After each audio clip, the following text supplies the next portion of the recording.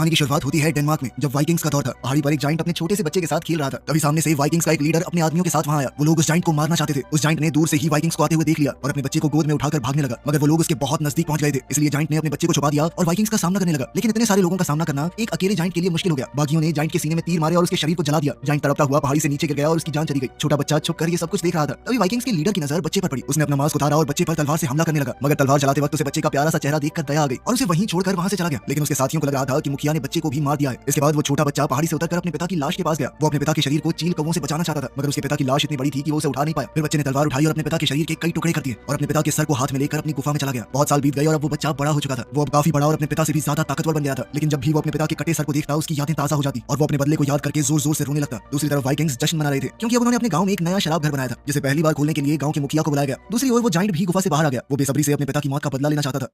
उसी रात जब बहुत सारे वाइकिंग्स शराब घर में जश्न मना रहे थे, तभी वो जाइंट वहां पहुंच गया और उसने बाहर पहरा दे रहे सिपाही का सर कुचलकर उसे मौत के घाट उतार दिया। अब वो शराब घर में घुस गया और वहां मौजूद सारे वाइकिंग्स को मार डाला। अगली सुबह गांव का सरदार वहां पहुंचा अपने साथियों के साथ। जैसे ही वो अंदर घुसा, वहां का नजारा देखकर दंग रह गया। सभी वाइकिंग्स की लाशें वहां बुरी तरह पड़ी थी। उन सबको बेरहमी से मारा गया था। मुखिया ने अपने आदमी से पूछा कि जब ये सब कुछ हो रहा था तो तुम कहां थे? उसने जवाब दिया कि मैं तो गांव चला गया था। कुछ जवान लड़के यहाँ रुके थे मौज मस्ती करने के लिए। मगर ये बात बहुत हैरान कर देने वाली थी कि जो भी यहाँ था, उसने पास ही में रहने वाले बच्चे या औरतों के ऊपर कोई हमला नहीं किया। ये सब देखकर मुखिया बहुत परेशान हो गया। इसके बाद हम एक दूसरे वाइकिंग लीडर लियो को देखते हैं। लियो वाइकिंग्स का ही एक बहुत जाना माना योद्धा है। वाइकिंग्स दरअसल लुटेरे थे। ये दूसरे शहरों और गांव को लूट कर अपना गुजारा करते और ज्यादातर पानी वाली जगहों में ही रहना पसंद करते थे। वो लोग किसी दूसरे देश में लूट खसोट करने जा ही रहे थे कि तभी मौसम खराब होने लगा, जिस वजह से उन्हें डेनमार्क के पास रुकना पड़ा। उस रात वहां का मुखिया अपने कुछ सिपाहियों के साथ उस इंसान को ढूंढने निकला जो कि वाइकिंग्स को मार रहा है। मगर जैसे ही वो थोड़ा आगे बढ़े, तभी वो जाइंट एकदम से सिपाहियों के पीछे आ खड़ा हुआ और उसने एक हाथ से वार करके एक सिपाही को ढेर कर दिया। मुखिया ने ये सब कुछ देखा और अपनी तलवार लेके जाइंट के पीछे भागा, मगर वो जाइंट जल्दी से वहां से भाग खड़ा हुआ। मुखिया को कुछ भी समझ नहीं आ रहा था कि आखिर ये जाइंट चुन चुनकर लोगों को क्यों मार रहा है और वो चाहता क्या है आखिर। अगले दिन सभी गांव के लोग लाशों को देखने आए। मुखिया की पत्नी ने उसे कहा कि इस तरह तो सभी औरतें विधवा हो जाएंगी। ये चुन चुनकर सिर्फ योद्धाओं को मार रहा है। इस तरह तो हमारे गांव में सिर्फ औरतें और बच्चे रह जाएंगे। मुखिया के पास इस बात का कोई जवाब नहीं था और ना ही कोई हल। तो शर्म के मारे वो बस चुप रहा। इसके बाद मुखिया की बीवी लेना नाम की एक औरत के पास गई, जो गांव के बाहर एक पहाड़ पर अकेली रहती थी। मुखिया की बीवी ने कहा कि तुम मौत को आने से पहले देख सकती हो। लोग तो यही कहते हैं। तो मुझे बताओ कि क्या मेरा पति भी बाकियों की तरह मारा जाएगा? लेना ने कहा कि तुम लोग सबसे नीच हो। पहले तुम्हारे योद्धाओं ने मुझे मेरे गांव से अगवा किया, फिर मेरे शरीर का इस्तेमाल किया और जब मन भर गया तो मुझे यहाँ अकेले पटक दिया, गांव से निकाल दिया मुझे। इस पर मुखिया की बीवी ने कहा कि तुम्हारे साथ जो हुआ वो गलत हुआ, लेकिन उसकी जिम्मेदार मैं तो नहीं हूँ। लेना ने कहा कि अब इस बात से कोई फर्क नहीं पड़ता और हाँ, तुम्हारा पति जाइंट के हाथों नहीं मरेगा, लेकिन तुम्हारे बाकी सभी योद्धा मारे जाएंगे। ये सुनते ही मुखिया की बीवी चुपचाप वहां से चली गई।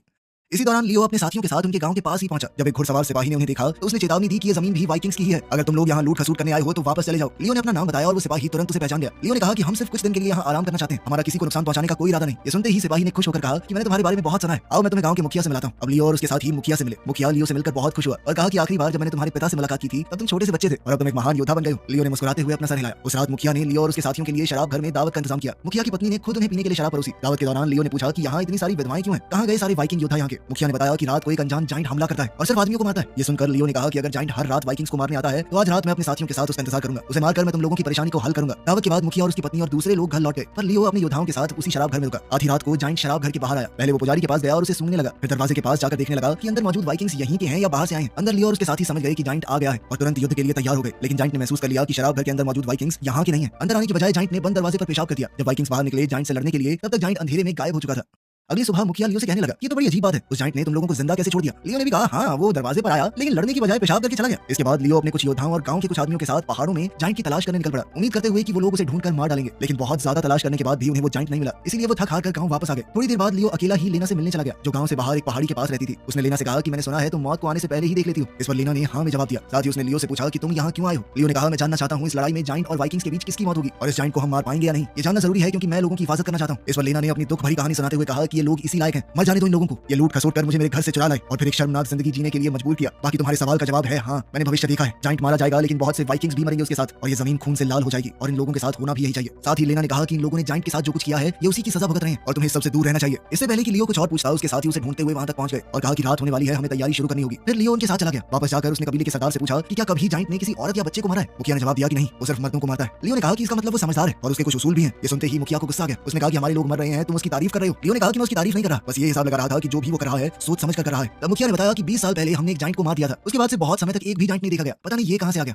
उसी रात लियो और उसके साथ ही शराब घर में जाइंट के आने का इंतजार करने लगे। जैसे ही उन्हें जाइंट के आने की आहट सुनाई दी तो वो अपने हाथों में तलवार लिए बाहर आ गए, मगर जाइंट वहां कहीं भी नहीं था। दरअसल जाइंट ये देखकर वापस चला गया था कि आज फिर वही बाहर से आए लोग यहाँ पर मौजूद हैं, क्योंकि इनसे उसकी कोई लड़ाई नहीं थी। अगली सुबह लियो दोबारा से लेना के पास गया और उससे पूछा कि मुझे बताओ जाइंट को कैसे मारूं मैं। लेना ने जवाब में कहा कि तुम अपने साथियों के साथ घर क्यों नहीं चले जाते। लियो ने कहा कि मैं जाने से पहले जाइंट को मारकर यहाँ के लोगों को आजादी दिलाना चाहता हूँ। इसके बाद लेना लियो को अपनी झोपड़ी में ले गई और वहां उसने कुछ हड्डियों को जमा करके मंत्र पढ़ने शुरू कर दिए। अभी लियो को महसूस हुआ कि बाहर जाइंट आ चुका है, मगर वो लियो को देखते ही भाग गया। लियो अपने घोड़े पर उसका पीछा करने लगा, मगर जाइंट पहाड़ी पर चढ़ गया जल्दी से। लियो ने गुस्से में उससे कहा कि अगर हिम्मत है तो मेरा मुकाबला कर, तुम मुझसे भागते क्यों रहते हो। तभी जाइंट ने भी अपनी भाषा में कुछ कहा और वहां से भाग गया। लियो को कुछ समझ नहीं आया, मगर लेना समझ गई थी। उसने लियो को बताया कि जाइंट ने कहा है कि मेरी तुमसे कोई दुश्मनी नहीं है, तुमने और तुम्हारे साथियों ने मेरा कुछ नहीं बिगाड़ा, इसलिए मैं तुम पर हमला नहीं करूंगा। ये सुनते ही लियो हैरान हो गया। वो वापस लेना के पास गया और उससे पूछा कि अगर ऐसी बात है तो वो यहाँ क्यों आया था। इस पर लेना ने कहा कि मैं यहाँ अकेली रहती हूँ, रोज रात को कोई ना कोई वाइकिंग योद्धा आकर मेरा फायदा उठाने की सोचता था, लेकिन जब से जाइंट ने उन्हें मारना शुरू किया है तब से मुझे कोई परेशान करने नहीं आता, इसीलिए मैं तुम्हारी मदद नहीं करूंगी, क्योंकि मैं तो चाहती नहीं कि जाइंट मारा जाए। इस जाइंट ने वैसे भी अपनी जिंदगी में बहुत कुछ सहा है। ये सब समझने के बाद लियो मुखिया के पास गया और बताया कि मैंने लेना के जरिए जाइंट से बात की थी। उसने मुझे बताया कि वाइकिंग योद्धाओं ने उस पर बहुत अत्याचार किए हैं, इसीलिए अब वो बदला ले रहा है। ये सुनते ही मुखिया घबरा गया और उसने कहा कि मैं तुमसे इस बारे में बाद में बात करूंगा। लियो जब अपने साथियों के पास जा रहा था तो उसने देखा कि कुछ बच्चे एक आदमी को बुरी तरह मार रहे थे। लियो ने बच्चों को भगाया, तब उस आदमी ने लियो को बताया कि मेरे पिता ने जाइंट के पिता के खिलाफ लड़ाई लड़ी थी, इसलिए जाइंट ने मेरे पूरे परिवार को मार दिया। मुझे पता है कि जाइंट कहाँ रहता है, तुम अपने साथियों के साथ जाकर उसे मार सकते हो। ये सुनते ही लियो और उसके साथी नाव में बैठकर उस गुफा के पास जाने को तैयार हो गए जहाँ वो जाइंट रहता था। वो पहाड़ी पर चढ़कर गुफा के अंदर जाने का रास्ता ढूंढने लगे। एक वाइकिंग ने वहाँ जाने की कोशिश की, लेकिन उसका पैर फिसल गया। खुशकिस्मती से उसके साथियों ने उसे बचा लिया। उसके बाद किसी ने नीचे उतरने की हिम्मत तक नहीं की, लेकिन कुछ सिपाहियों ने गुफा के रास्ते पर पेशाब कर दिया और वहाँ से वापस आ गए।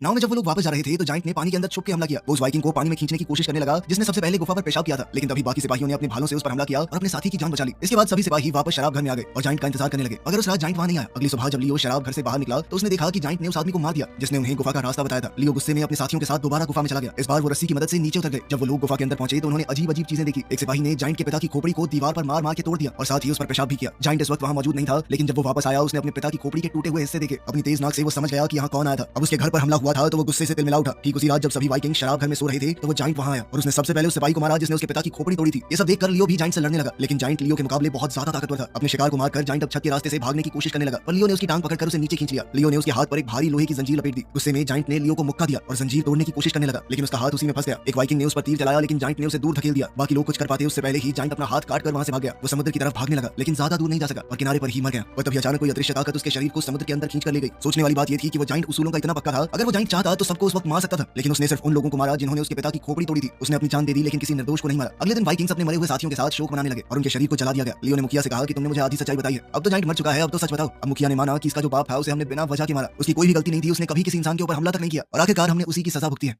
खैर उस रात वाइकिंग योद्धा शराब घर में जाइंट का कटा हुआ हाथ लटकाकर जश्न मनाने लगे, ये समझते हुए कि जाइंट अब हमेशा के लिए मर गया है। उसके बाद ज्यादातर लोग अपने घर वापस चले गए और लियो लेना से मिलने के लिए उसकी झोपड़ी के पास गया। लेना ने लियो से कहा कि जैसा मैंने कहा था जाइंट मारा गया, लेकिन तुम लोगों को अभी और दर्द सहना बाकी है। इसके बाद लेना लियो को अपनी गुजरी हुई जिंदगी के बारे में बताने लगी। कई साल पहले जाइंट उसके पास आया था, उसने सिर्फ एक रात उसके साथ बिताई, उसके बाद कभी उसे छुआ तक नहीं, लेकिन उसे एक फायदा हुआ, उस रात के बाद मुझे कभी कोई वाइकिंग परेशान करने नहीं आया। लेना ने लियो से ये भी कहा कि वो बुरा नहीं था, उसके अंदर बस अपने बचपन का दर्द भरा था। बात करते करते लेना और लियो एक दूसरे के करीब आने लगे और जल्द ही एक दूसरे की बाहों में खो गए। उस अंधेरी रात के बीच जाइंट की मां गांव में घुस आई। वो अपने बेटे की मौत का बदला लेने आई थी। रास्ते में उसने पुजारी को भी मार दिया। उसके किसी तरह के कोई उसूल नहीं थे। वो अपने बेटे की मौत के गुस्से में अंधी हो चुकी थी। फिर उसने शराब घर में जाकर सारे वाइकिंग्स को मार डाला। उसके बाद अपने बेटे का कटा हुआ हाथ लेकर वहां से चली गई। अगली सुबह एक छोटा लड़का चुपके से लेना के पास आया। लेना ने उसे चुप रहने को कहा और उसे लेकर वहां से चली गई। उधर वाइकिंग्स ने हिसाब लगाया कि जाइंट अभी भी जिंदा है और ये सारे कत्ल उसी ने किए हैं। वाइकिंग्स उसे ढूंढने निकल पड़े। समुद्र के किनारे उन्हें एक वाइकिंग का कटा हुआ सर मिला। लियो के मन में शक और भी बढ़ गया, शायद जाइंट सच में जिंदा है। वो अकेले पानी में कूदकर गुफा के अंदर चला गया। अंदर उसे जाइंट का शरीर एक चट्टान पर पड़ा मिला, पर जैसे ही वो पास गया जाइंट की मां ने पीछे से उस पर हमला कर दिया। वो उसका गला दबाकर उसे मारने लगी, लेकिन लियो ने पत्थर उठाया और उसके सर पर जोर से दे मारा। फिर तलवार उठाकर उसे जान से मार दिया। इस दौरान एक छोटा लड़का हाथ में तलवार लिए वहां आया। उसे देखकर लियो समझ गया कि क्या हुआ है। ये लड़का लेना और जाइंट का बेटा था। लियो ने अपनी तलवार नीचे कर ली और उसे कुछ नहीं किया। एक बार फिर से इतिहास दोहराया गया। बाद में लियो ने कबीले में वापस जाकर मुखिया से कहा कि मैं जा रहा हूँ। जाइंट और उसकी मां सच में मर चुके हैं। जाने से पहले वो एक बार फिर से लेना से मिला और उसे कहा कि अगर लोगों को पता चल गया कि जाइंट का एक बेटा भी है तो वो तुम दोनों को मार देंगे। लेना ने सर हिलाया और कहा कि ये राज सिर्फ हम दोनों के बीच में रहेगा। इतना कहकर वो वहां से चली गई। अंत में लियो ने लेना के घर के बाहर जाइंट और उसकी मां के लिए कब्र बनाई। दूर से जाइंट का बेटा आंखों में आंसू लिए ये सब कुछ देख रहा था। फिर लियो अपने साथियों के साथ अपने घर लौट गया। वीडियो पसंद आई तो लाइक कर देना, चैनल को सब्सक्राइब कर लेना। मिलते हैं अगली वीडियो में।